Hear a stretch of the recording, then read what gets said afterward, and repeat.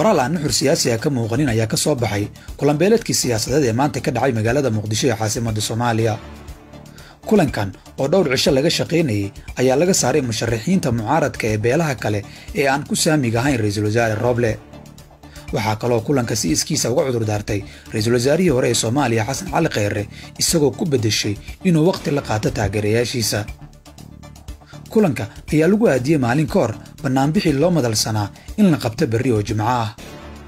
musharaxiintu waxa ay khamiistii hore diideen inay Roble la kulmaan si banaanbaxa loo baajiyo, laakiin waxay aqbaleen inay la kulmaan khamiistan si banaanbaxa berri loo baajiyo.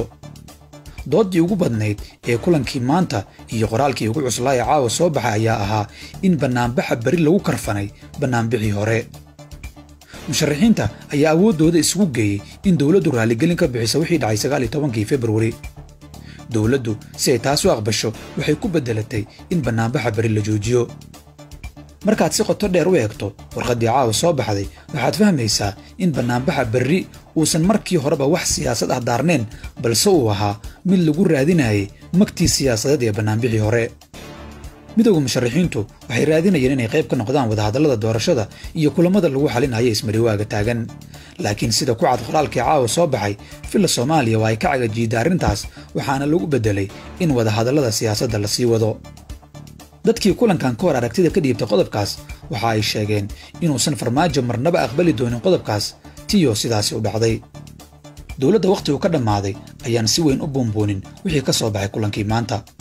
dadka qaar waxay leeyihiin musharaxiinta oo toddobaadkii hore la celin waayey waxay toddobaadkan u muuqdeen kuwa raadinaya cid la hadasha oo u abuurta fursad ay kaga baxsadaan hadalka ka tegey.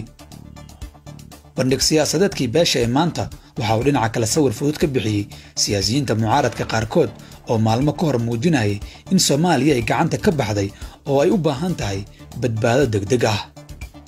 17 cisho ay musharaxiintu u sharaxayeen taageerayaashooda sida Farmaajo looga soo saari karo filla Soomaaliya kadib waxaa la kala tegay caawa iyadoo Farmaajo uu joojiyey banaanbixii mucaaradka, dibna uu ula laabtay inuu ka soo fakaro haddii uu siin karo fursad siyaasadeed oo ay qayb kaga noqdaan kulamada soo socda. haddaba maxaan ka baran karnaa kulankii maanta? dhowr qodob ayay soo calaamadayeen dadka ka faallooda siyaasadda, waxaana ka mid ah 1. Roble oo tan iyo markii la magacaabay dhulka jiifa siyaasad ahaan ayuu kulanka maanta kor u soo qaaday. 2. musharaxiinta mucaaradka oo dadka qaarkii ay u haysteen rag culus oo gacanta ku wata shuruudo qaran badbaadina ayaa bannaanka keenay meesha dhow ee ay diiradoodu tahay iyo waxa ay ku falanqeeyaan kulamadooda maalinlaha ah.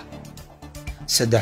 maamulada Jubbaland iyo Puntland oo maalmo badan ku jira dagaal siyaasadeed oo lagu difaacayo musharaxiinta mucaaradka ayaa laga yaabaa inay hadda dib uga fakaraan nooca dagaalkooda maadaama ay musharaxiintu maanta soo tufeen wax ka yar wixii loo haystay inay laqeen. 4. doodda Farmaajo siyaasi ma ahan ayay daciifin kartaa fariinta caawa soo baxday.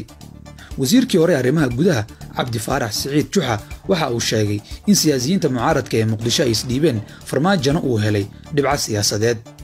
5. dadka reer Muqdisho inuusan banaanbuxu dhicin ayaa u badbaado badan waana soo dhoweyn doonaan fariinta caawa, laakiin cidda leh mudnaanta ee ay u mahad celin doonaan ma ahan musharaxiinta mucaaradka ee waa ciddii ku qancisay inay banaanbaxa baajiyaan. 6. jamaahiirta taageerta xubnaha mucaaradka oo caawa uu leeb siyaasadeed ku dhacay ayaa ku qasbanaan doona inay dib uga fakaraan waxa ay jiidda hore u taagan yihiin mar haddii fooshii mucaaradku ay calool maran noqotay. si walbaba musharaxiinta mucaaradka oo markii hore lagu dhaliilsanaa inay ku fududaadeen kulankii maanta ayaa haddana u muuqda inay caawa hoydeen iyagoo aan wax weyn gacanta ku wadan. maxay kula tahay adiga?